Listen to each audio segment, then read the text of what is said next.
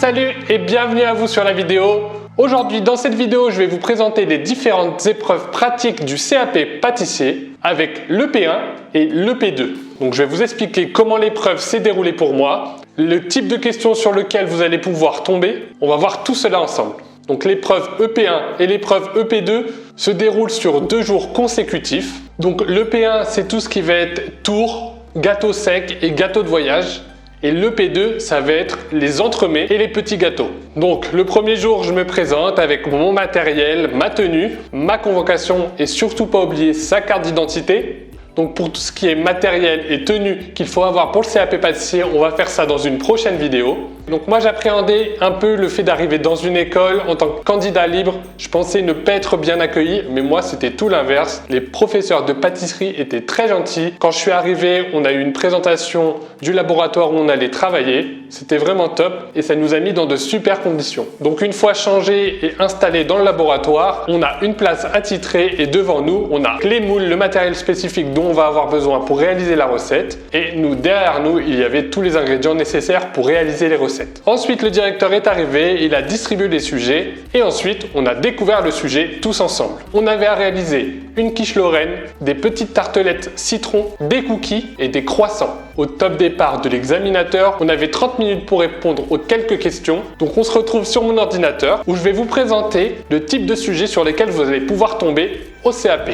Alors, on se retrouve sur mon PC avec le sujet 0. Pour l'instant, il n'y a que ce sujet de disponible depuis la nouvelle réforme. Et dès que je peux avoir accès à des sujets qui sont tombés cette année au CAP, je vous ferai une vidéo beaucoup plus détaillée où on pourra voir chaque étape ensemble. À la découverte du sujet, vous allez pouvoir commencer à comprendre un peu mieux comment va se dérouler votre épreuve, avec une épreuve écrite de 30 minutes, avec une épreuve pratique de 4h50 et une épreuve orale de 10 minutes. Ensuite, vous allez avoir une mise en situation professionnelle. C'est comme si vous arriviez le matin en boutique et que vos patrons vous donnent votre mission avec vos recettes à réaliser pendant la journée. En continuant à découvrir le sujet, vous allez tomber sur le bon de commande. Vous allez commencer à comprendre sur quoi vous allez pâtisser durant la journée. Vous noterez bien qu'il n'y a plus de fiche technique de fourni. C'est à vous de connaître vos recettes et les quantités. C'est pour cela que le fameux carnet de recettes, il est indispensable maintenant. À vous d'avoir un carnet complet avec toutes les recettes de base nécessaires à un pâtissier. Mais attention, il s'agira d'avoir les ingrédients avec leur quantité, mais pas les procédés. Et le carnet, il peut pas être de format électronique, c'est seulement sur format papier. En gros, ça, c'est ce qui remplace nos fiches techniques. Et ensuite, on arrive sur la partie écrite de 30 minutes, avec des questions sur le choix des entretiens,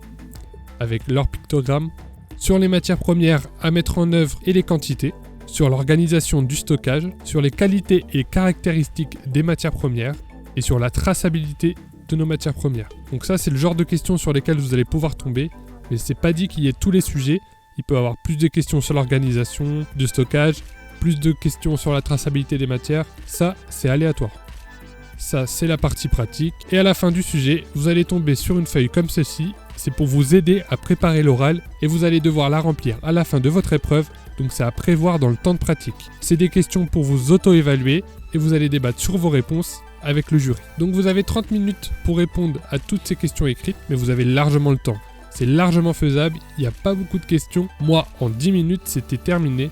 Mais malheureusement, il faut attendre la fin des 30 minutes pour pouvoir commencer notre épreuve pratique. Donc 30 minutes sont passées, on a répondu à toutes les questions. Et là, on attaque le côté pratique de l'épreuve. Donc moi, j'ai directement pris mon petit cahier, un stylo et j'ai converti toutes les recettes de mon épreuve pour gagner un maximum de temps et ne plus avoir à y revenir.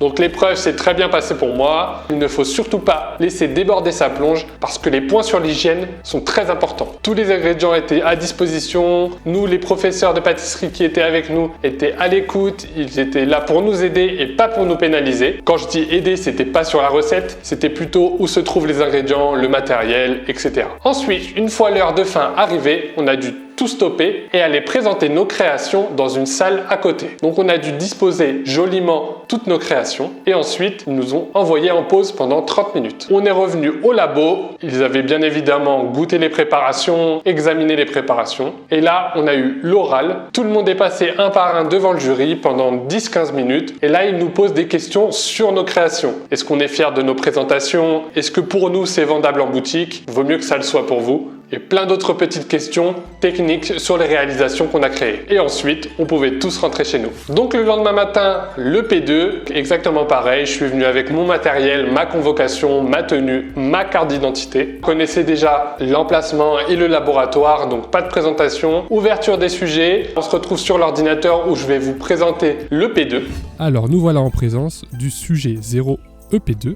Donc vous allez voir, le sujet il ressemble beaucoup à l'EP1. On a la décomposition de l'épreuve avec une partie écrite cette fois qui est de 45 minutes, une épreuve pratique qui n'est que de 4 heures et une épreuve orale de 5-10 minutes.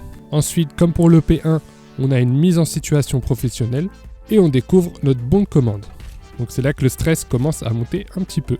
Alors pour les questions de la partie écrite, vous allez retrouver plusieurs questions portant sur le choix des ingrédients, leur rôle et les variantes entre différentes préparations.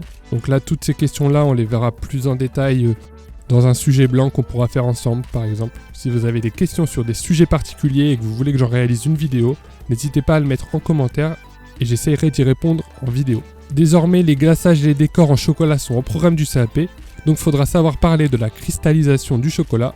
Comme on peut voir ici, il y a une question sur le sujet. Ne vous inquiétez pas, on va voir tout ça ensemble pendant la formation. Et enfin, il vous sera demandé d'élaborer un organigramme de travail, mais cette fois par tranche de 15 minutes.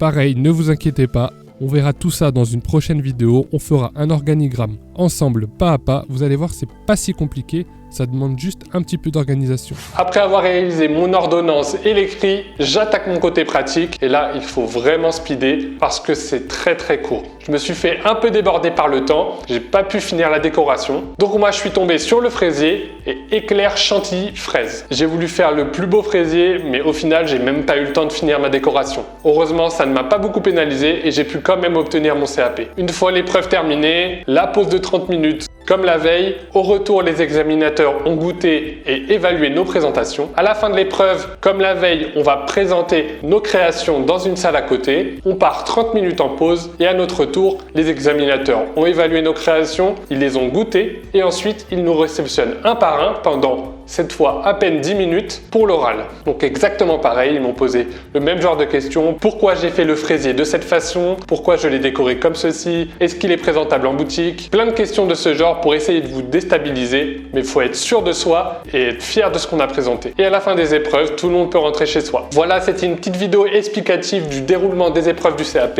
Si vous avez des questions, n'hésitez pas à les mettre en commentaire ou sur Instagram. N'hésitez pas aussi à proposer d'autres sujets de vidéos, des questions que vous vous posez. S'il y a des difficultés que vous rencontrez, on pourra essayer d'y répondre en vidéo. On se retrouve très bientôt dans une autre vidéo. N'hésitez pas à aller vous inscrire sur la formation. Tous les liens sont dans la description, notamment ceux des réseaux sociaux.